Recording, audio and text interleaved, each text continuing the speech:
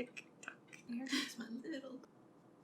Welcome to Pub Indie. I'm Ann R. Bailey. I'm Tammy Cavanaugh. Today we are holding a mini therapy session about writing and business. So grab a drink, sit back, and let's chat. So, you have some exciting news for everyone. Found an editor, hopefully. It's been a huge area of stress and anxiety for me, honestly. How come? Hiring people, I guess, to do such a... I feel like it's very personal right now because not that many people have read it. So I'm used to creative criticism and all that stuff. And I used to be part of writing groups and we'd get feedback on that. But been a while and I'm a little nervous to have someone who doesn't know me and where I'm coming from, and I can't sit there beside them while they're reading and explain everything as it happens. Like, this is why this is happening, you know? I'm going to argue with you. It might be interesting to get, like, a very fresh perspective on your work. It's funny because I'm completely the opposite with that. I don't want anyone I know reading my work because then they'll know what I wrote and judge me for it. Or not judge me, but say, oh, look at her. She thinks she can write. So clearly, today we're talking a bit about anxieties.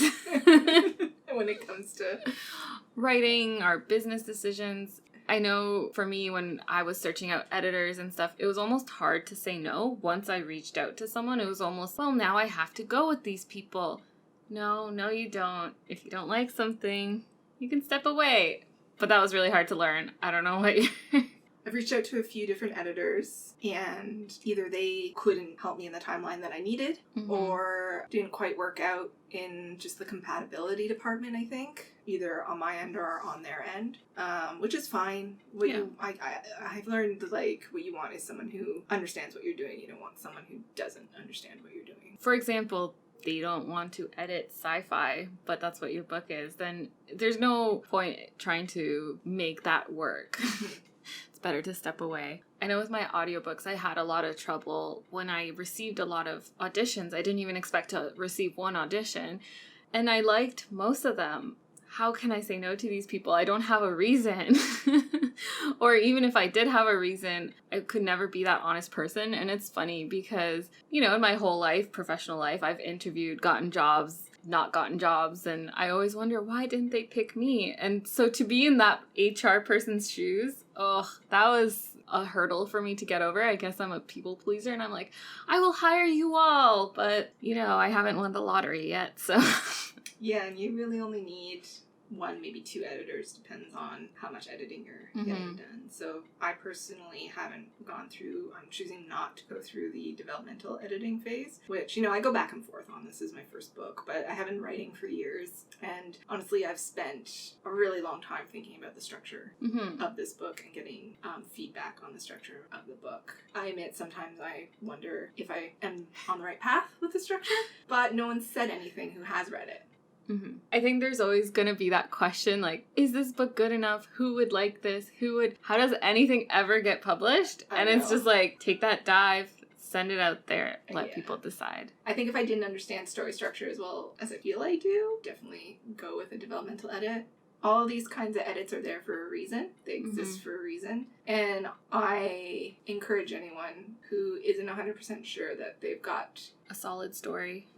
Or solid understanding of their own story. Like, you become very close to what you're writing, and that makes it a lot harder to... I've found sometimes I have to discuss things with people because I sometimes find that I don't even understand necessarily why a certain scene is there until I really think about it. I think it's important to consider and talk with people about what it is you're trying to do with this book. What themes are you trying to explore, or what kind of character development are you aiming for? But I think when you're first writing it, like your first draft, that's not as important. That can hold you back. Especially when you're newer to writing or you haven't written a full book in forever. Yeah. I know my very first one. Well, at first I never thought I could write beyond 2,000 words. And then slowly and surely, chapter by chapter, became a book. But it's definitely something to consider when you're starting out, and if you're not sure or you don't have enough writer friends or a group of community to like bounce ideas off of or check in with them, might as well hire a developmental editor. As far as what we understand of what developmental editors do. And I don't think necessarily beta readers count as a developmental editor. They can help as a developmental pass.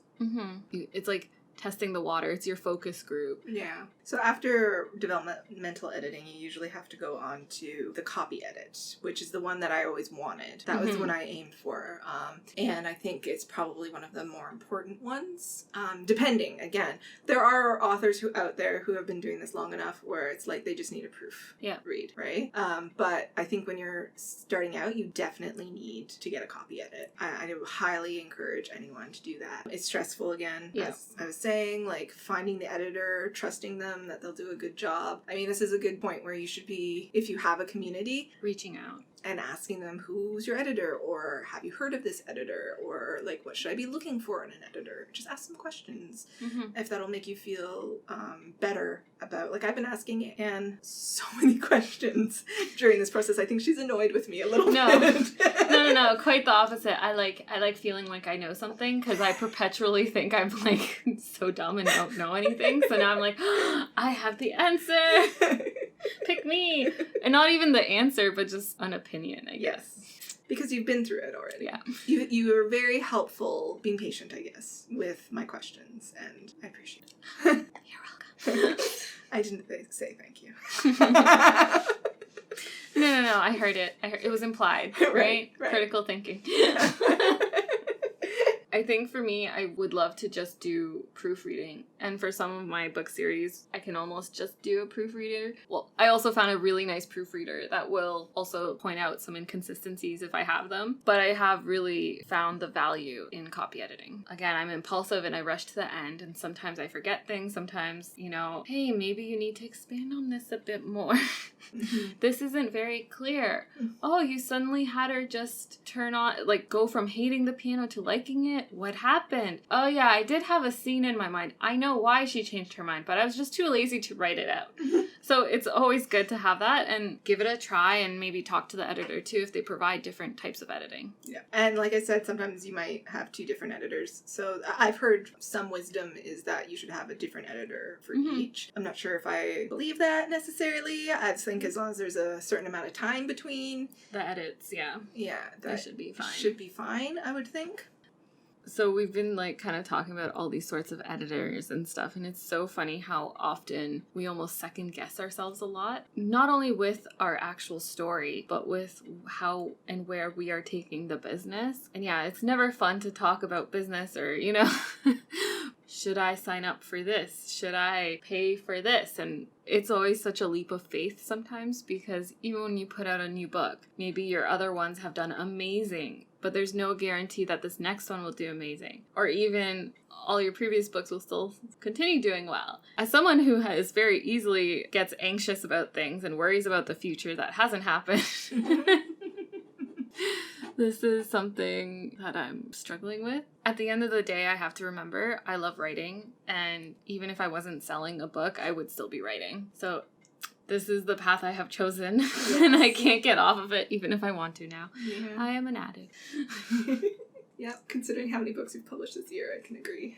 I know, I'm currently trying to take a break so I don't burn out, and I'm finding it incredibly hard and difficult. I was actually trying to relax and find that personal time and space for myself and do a little massage, and the whole time I was just thinking of books I want to write, books I'm in the process of writing, books that are at the editors. I have a problem. A small problem. Small problem. Not a huge one at all. No. It's I'm a workaholic, and I never thought that would be me. Well, at least it's something you enjoy doing, and that you haven't been able to talk yourself out of doing, which some people are really good at that. But I think it is extremely important to take breaks as to not burn out. So burnout's very different from writer's block. You don't suffer from writer's block, but burnout can cause writer's block. It'll make you feel like going near the computer is the most horrible thing you can ever do. Yeah. I, over the holidays, the Christmas holidays, pretty much the entirety of December, I believe, I didn't write. I had burnt myself out. I tried to do NaNoWriMo again for the second book, And I got some stuff written, but a lot of it I'm not going to use, which is unfortunate. If you're already under pressure to get something done, a perceived pressure to get something done, don't go throwing another task on top of yourself when you don't have to, just because, oh, it's NaNoWriMo, I'm going to join in and do what I did last year. No, especially considering the type of year we just had. So. Yeah, it's really about reading the waters and knowing, hey, I need a break right now. Hey, I can't do this, and that's okay. And I think it's moving past that quote, oh my God, I have failed. Because, no, maybe you've taken a step back, but it doesn't mean it's a failure. Unless, you never pick up the pen again. So I have been trying to force myself to take it easy recently, just because a lot of other life stuff I've noticed, I put everything off just so I can do writing, and that's not healthy either. And then all these things and stressors piled up, like, oh my God, so much chores to do around the house. And after a while, it becomes overwhelming and you can't even be in your own house. And this isn't to be depressing, it's just to let yourself, and as a reminder, give yourself that space to breathe. Day by day, I had very different sales. And to this day, I do not know why. One day I'd be doing like higher sales than ever. The next day it'd be barely any. And on that day when I had that barely any sales, I was like, that's it. The bubble has popped. The dream has popped. And it's so funny how quickly you can fall into like the depths of despair. Considering like the sales you had the day before. Yeah. And I'm just, same with reviews. Reviews I've learned a long time ago. I just don't read them. Try not to. Because then I do obsess about them. And now same with the sales. I have to stop consistently checking because it's not healthy, and overall, if it all works out, it's okay. Yeah, that takes me back to my fan fiction days, where I was publishing like a chapter a week, and after I published a chapter, I would just be waiting for views and comments to come in. I'd just be refreshing. Refresh. Oh, the serotonin feels so good. Yes. See, everyone they need their fix. PSA for everyone out there, find out what you need and also know that it's okay if not everyone loves your book, if you're not always getting the reviews or feedback you are looking for. You can always make adjustment. I'm going to try my best when I publish to just ignore. And that brings us to another area of anxiety, is the whole lead up to actually publishing. There's a bunch of stuff I have to do, and any of it. And I know I have to do it, but I'm one of those people where I think about the end point. Yeah. And all the things that have to happen to get to that end point. Yeah. And you can't do that.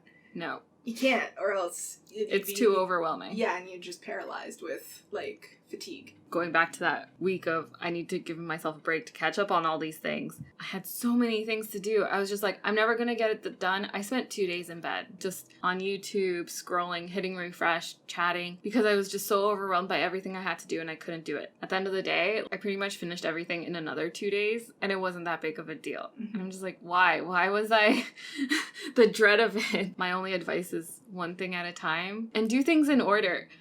This is my thing. I learned by trial and error, and I did some things first, and then I realized, oh wait, before I can actually say with ISBNs, I need to have my business name registered and everything. So I had to backtrack, go get that paperwork, then go back to the ISBN and get my ISBNs. Yeah, and that's the thing I have to do, and it's not a big deal creating your business, like especially like there's not a lot of pressure on you about how to do that. The cost isn't exorbitant. It's fine, but the actual act of it's decision making again, right? Mm-hmm. It's making the decision.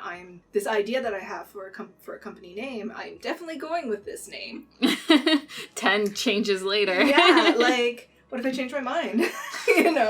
But I can't once I do that. That's my company name, and that's fine because I like this name that I've come up with to go under, and I should just do it. But that's not me. I have to get to a point for some reason where I can do it. I don't know. Maybe once everything goes to the editor and I don't have that hanging over my head, I can finally just be like, this is the next thing I have to do. I did make you that nice little to-do list. Yes. So you're welcome. I appreciate that. I still have it open on one of my tabs, and I look at it constantly. Because I'm basically learn from my mistakes. Don't become me. What's that saying?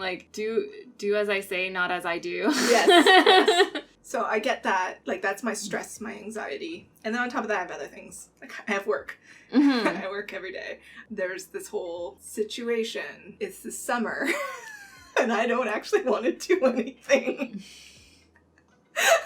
But then there's also nothing to do. Yes, so I know. So complicated. So complicated.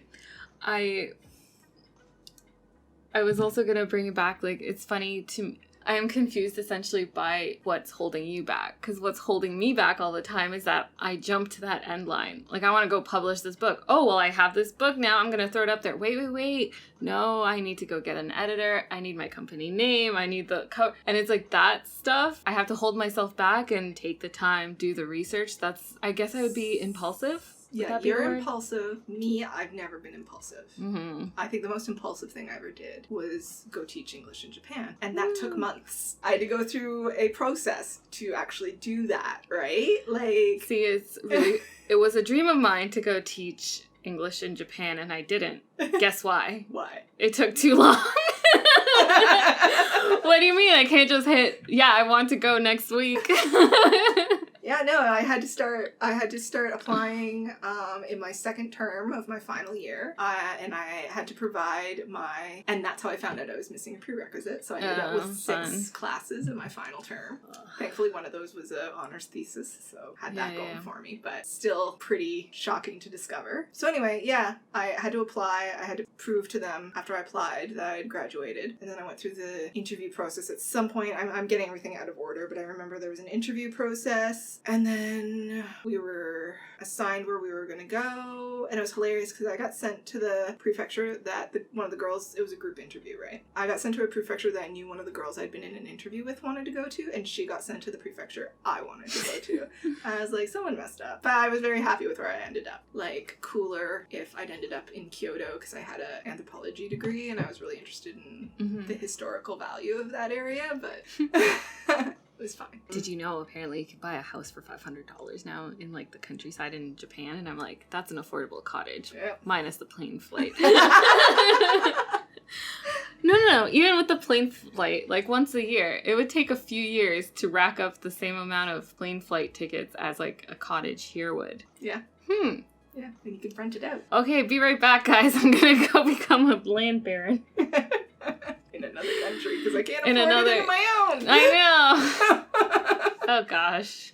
So I'd say the most impulsive of my life was while I was in Japan, because I had a year to be there, and I had to make decisions quickly. Yeah, you couldn't sit on it. No. I went to New Zealand while I was there. I'm so jealous. Yeah, I traveled up to Tokyo. I could have done more traveling, but like I wanted money left over when I left. Yeah, so I think that's the difference. You're more impulsive, and I like to research. I think I even said to you once, maybe, that I wish I could just publish it, or I wish I could just do it. Yeah, it is important to do your research for a lot of things. Don't just like first person that comes along or first book you write. Yeah. It might not be the one. If it's not working, it's not working, and just put it on a shelf. You can always come back to it when you know more. I like the book I'm writing right now. That's been on the shelf for 10 years because I was like, I can't write this, and I gave up on it. But I've read so much more. I've experienced so much more. I've thought about things so much more that it's like there's this overarching theme of these books that I find fascinating. Every now and then that little doubt, like I'm going for self-publishing. You're a self-publisher. Every now and then there's that seed of doubt that's like, oh, maybe see if an agent would be interested in this. No, this is a series. Like if this was a standalone, maybe, but it's a series, and I'm not taking the chance that an agent loves it and they're able to sell it to a publisher and it does poorly and they don't want to finish it and I no longer have the rights over it. That's another stressor. Yeah. Like that's just one more thing to worry about. At least I'm guaranteed the whole story will be published if I self-publish it. Yeah. Let's look at that for a second, right? There's a lot of stigma to self-publishing. There's less of it now, thankfully, compared to, like, say, 20 years ago. Yeah. And that's because of Amazon. I'm just going to say that. It's provided a way for people to bypass the previous gatekeepers. Yeah, and you can argue it's a good thing or a bad thing. I would argue that it's both. There are people who have definitely tried to take advantage of the system that Amazon has put in place, and they've had to work on making it better so that they can't take advantage of it anymore. So I think those people always talk about the golden rush of self-publishing in ebooks, like when it first came out, and it's because basically people were throwing up fan fiction. And I don't mean that in a bad way, or even that it was copying other work, but I mean in terms of it's something they wrote really quick. They didn't even get it professionally edited. Maybe they didn't even do a cover professionally. They just slapped on whatever image, and sometimes even copyrighted stuff. I saw so much stuff about that, like from those days. Mm-hmm. It's a very different world now. Like sometimes you look at those covers and I couldn't tell you if it's self-published or not. And I think that's really impressive and awesome because, yeah, as a whole, self-publishers and self-published authors are trying to work harder and harder to not imitate, but this is a real career. These are real books. These are quality. We've put our time and effort in it. It's works that we're passionate about, and we're going to put our best foot forward, right? Yeah. My hope is that over time, that stigma will just go away completely. I mean, look at local businesses versus the big box stores, right? We're all for supporting local businesses. And that's what self-publishers are essentially. Mm-hmm. They have a story to tell and hopefully, the right packaging and ribbons, and you might like it. Who cares if it's not traditionally published? If you've enjoyed it, mm-hmm. awesome. I'd also argue, talking about those covers, I've seen some comparisons of books that were self-published and then picked up by a publisher and like just the cover comparison. So you could argue that some self-publishers actually are even better at knowing what their market's right. Knowing what their market wants, doing what they want versus what's in style now. Doing that, there's one object and then just the text. That's great, and sometimes I do really like that and it appeals to me. But other times it's like, no, my book, I don't see that for my book. But if it's what's in style, it's one of those like you don't have a choice and maybe eventually you can get it redone. I think there's so many stressors out there. I've talked about reviews in a previous podcast and even on my other YouTube channel about how rating systems and stuff are broken. And I think it's always good to just remind ourselves that this is one person's opinion. It's not everyone's. And people's descriptions of things can change. My husband for years just said, "Oh, your food is okay." And I was so hurt. I was like, I think I'm a good cook. I definitely bake amazing things. Why? He keeps saying, okay, I will earn that. Great. But no, and then I finally talked to him about it and he's like, no, I love your food. Oh, but you say it's okay. It's like things are either okay for me or they're terrible. I didn't know that. So I think it's important to know that you can't know everyone's feelings on things. Like Tammy, I think you were saying that you would rate a good book a 3, correct? Yeah. A 3 for me is that it's worth your time. Yeah. It was worth my time. Yeah. I think the most important aspect of a book is whether or not it entertained you. Mm-hmm. If you don't regret spending the time on it, it's a good book. Yeah. To get a 4, I would say I'd had to have been entertained and I'd had to have been still thinking about the characters afterwards or the situation. If it's part of a series and I'm anticipating what's going to happen next, then that's step 4. And a 5, I'd probably only give a 5 to a series at the end of the series, honestly. She's like my worst nightmare for reviewers. No, but you're lucky I don't review things. Yes, no, thank you. Yeah, you keep yourself. Just kidding. So I've just come to terms with accepting that, and that's just one of those things I had to learn. Hey, it's not healthy for me, and just have to keep repeating to myself and rocking back and forth in a corner. Yeah.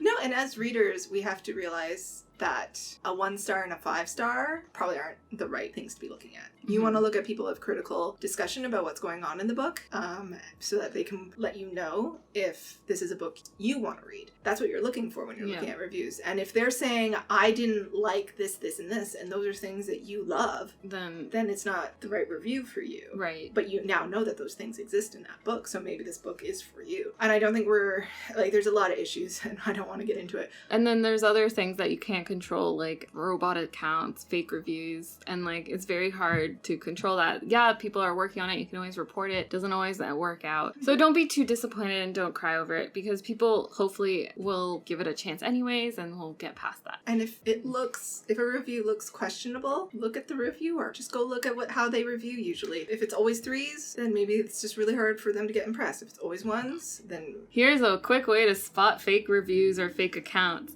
If there's 4,000 reviews in one day and they're all 1 star, it might be a bot account. I'm just gonna throw that out there. I don't know who reviews 4,000 books in one day and all negatively. Maybe reading is not for you. Yeah.